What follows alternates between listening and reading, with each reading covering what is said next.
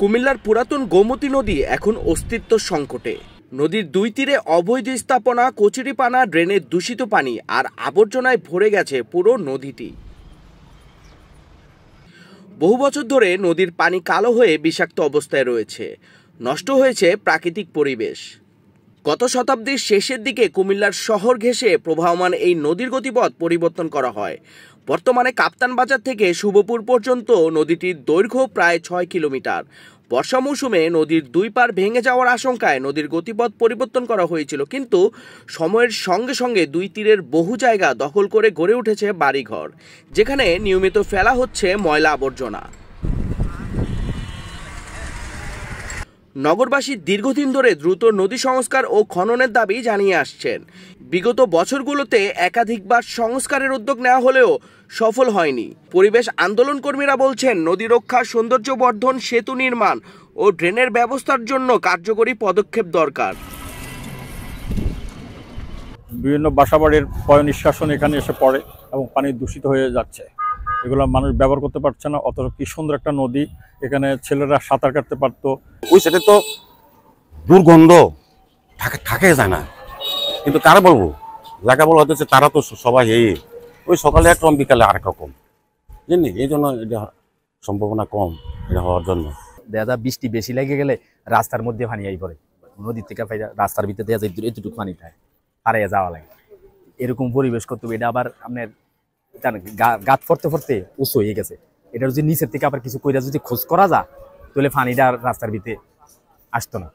এইভাবে যে চতুর্দিক থেকে যেভাবে ময়লা আবর্জনা ফেলাইয়া পরিবেশ একদম দূষণীয় করে ফেলতেছে, এটাতে তো এলাকাবাসীর মানে ভীষণ সমস্যা হইতেছে। সুন্দর হলে অনেক ভালো হয় নদীটা। মানে এই নদীটা যেরকম মানুষের ময়লা আবর্জনা অনেক কিছু ফেলে, এই জন্য নোংরা হয়ে যায়। মানুষের যদি ময়লা আবর্জনা একটু জায়গা মতো ফেলে, তাহলে নদীটাকে আমরা বাঁচাতে পারবো এবং অনেক সুন্দর হিসাবে দেখতে পারবো। সম্প্রতি কুমিল্লা সিটি কর্পোরেশনের পক্ষ থেকে জানানো হয়েছে, নদী সংস্কার, খনন ও সেতু নির্মাণের জন্য প্রায় 200 কোটি টাকার একটি প্রকল্প একনেকে পাশ হয়েছে। এখন প্রত্যাশা, খুব দ্রুত প্রকল্পের কাজ শুরু হবে এবং গোমতী নদী আবারও ফিরে পাবে তার স্বাভাবিক প্রাণ।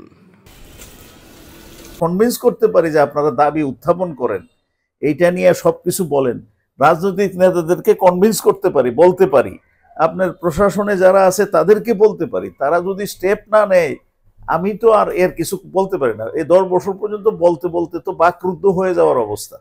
আমার 10 বছর আগের পাবলিকেশন আর এখনকার পাবলিকেশন দেখেন, প্রত্যেকটা বইয়ের ভিতরে গোমতী নদীর কথা লেখা আছে। কুমিল্লার মানুষের একটা মিছিলও দেখলাম না, একটা স্লোগানও দেখলাম না। আর ওই যে বললাম, মাঝে মধ্যে যাক এই সাংবাদিকরা এই দুইতে, এই যে আপনি আসছেন আজকে হয়তো একটু বলবেন, এই যে জল আইসা থাকে, বৃষ্টি আইলে 1 ঘন্টা বৃষ্টি হইলে সারা শহর। পুরাতন গোমতী নদী হাতির ঝিলের আদলে আমরা বাস্তবায়ন করতে যাচ্ছি। প্রায় 198 কোটি টাকা ব্যয়ে একটা প্রজেক্ট আমাদের চলমান রয়েছে। আর এইটা হচ্ছে 2025 সালের শেষ নাগাদ, যদিও মেয়াদটা পরবর্তীতে আরও বাড়বে, শেষ নাগাদ এটা বাস্তবায়ন শুরু হবে। আর সবচেয়ে বড় বিষয় হচ্ছে, এই প্রজেক্টের আওতায় আমরা নদী শাসন, তারপর হচ্ছে প্রোটেকশন ওয়াল, কিছু উচ্ছেদ অভিযান, তারপর হচ্ছে ফুটপাত, তারপর হচ্ছে ড্রেন, তারপর হচ্ছে 4টা ব্রিজ, সাসপেনশন ব্রিজ হবে। এবং এই কাজগুলো হইলে কুমিল্লা শহরের, বিশেষ করে উত্তর অংশের একটু সৌন্দর্য, তারপর হচ্ছে মানুষের নিঃশ্বাস নেওয়ার একটা স্থান হবে।